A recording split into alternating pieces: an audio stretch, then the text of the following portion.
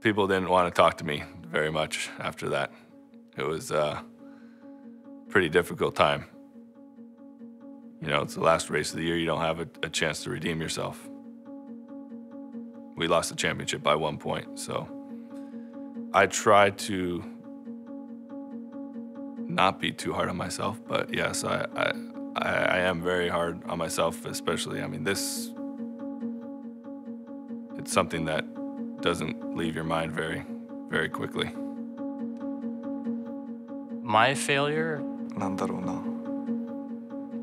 I almost failed out of high school twice. I had a really bad year where everything went wrong. Oh yeah, everybody makes mistakes. It broke all the bolts and the structure basically collapsed. Well, I made a formal apology.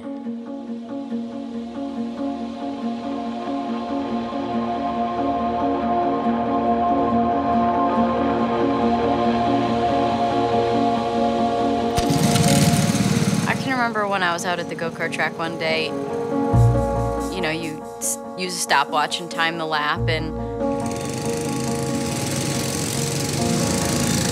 I remember I kept giving myself like 1 second less. Like, okay, was that 41 seconds that time? Was that 40 seconds that time to get around? I like to be able to see the improvement, and with racing, it's very obvious. You know, I can see the direct result of my effort. We're in Homestead, Florida. And this is my first IndyCar race, and there was a crash. I don't remember anything, but the car was on fire, and, you know. My brain was covering up for the fact that this was a bit of a heightened situation, that I shouldn't be aware of what's going on right now, but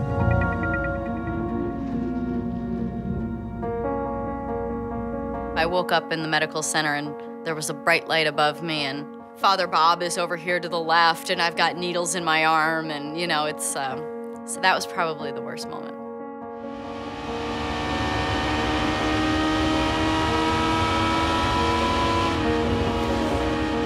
You're driving your car and you feel frightened a little bit. We bump up against that feeling as much as we can to try and push that limit further and get comfortable there and then push it again. So, you know, you're constantly on the brink of crashing, because that's the fastest. So much of racing is failure. Failure is a byproduct of pushing the envelope.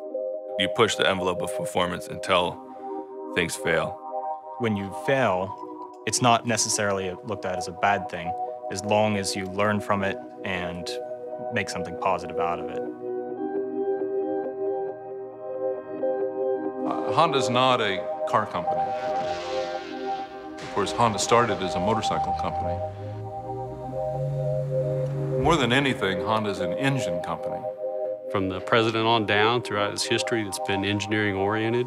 Engineers, for better or worse, always want to change things and advance. これはね、もう全てが本田宗一郎の要求そのものが全てそういうことになってます。ですから、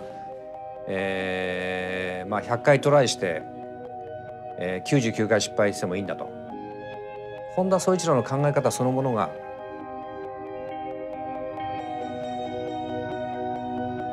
試行錯誤、失敗の連続で、その延長に何回も失敗するとその中に素晴らしい技術があるという。そういう考え方だと思います。When Honda Performance Development first started racing in '94, the program was a massive failure.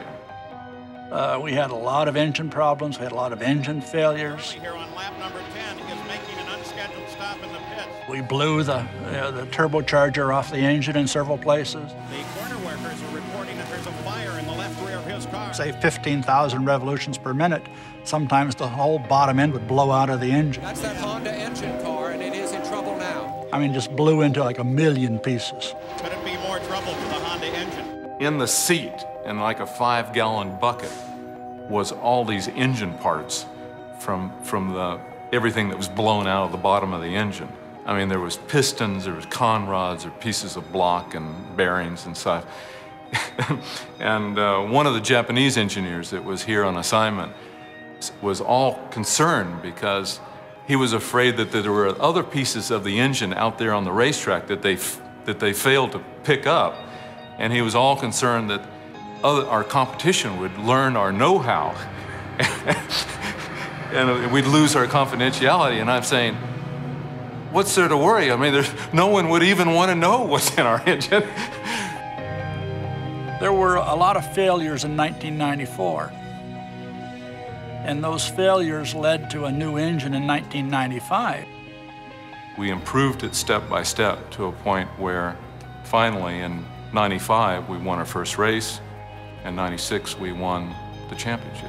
Honda now is the sole supplier of engines for the IRL, or the Indy Racing League. We'd really prefer to have some competition in the series, but perhaps the Honda success drove some of them out. Maybe they'll come back. One of my worst ideas happened the very first week I worked at Honda.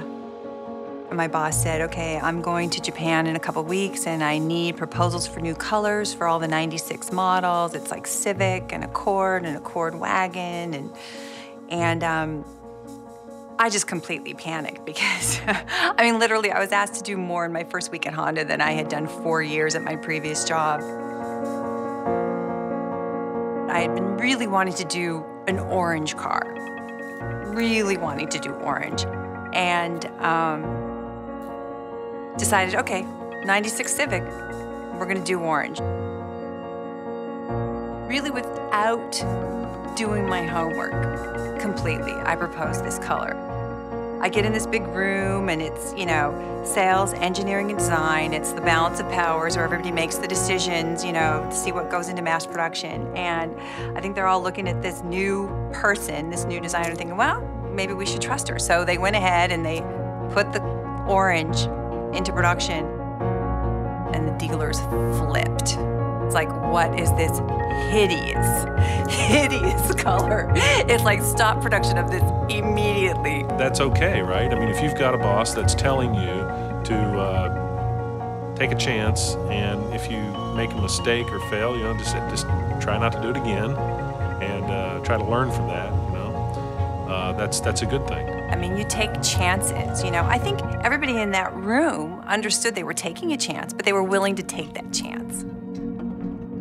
I tell him, well, Edison trying to do the light bulb, and he said, I never failed. It just didn't work 10,000 times. And that 10,001, it lit up. So it's, if you look at it that way, were those failures?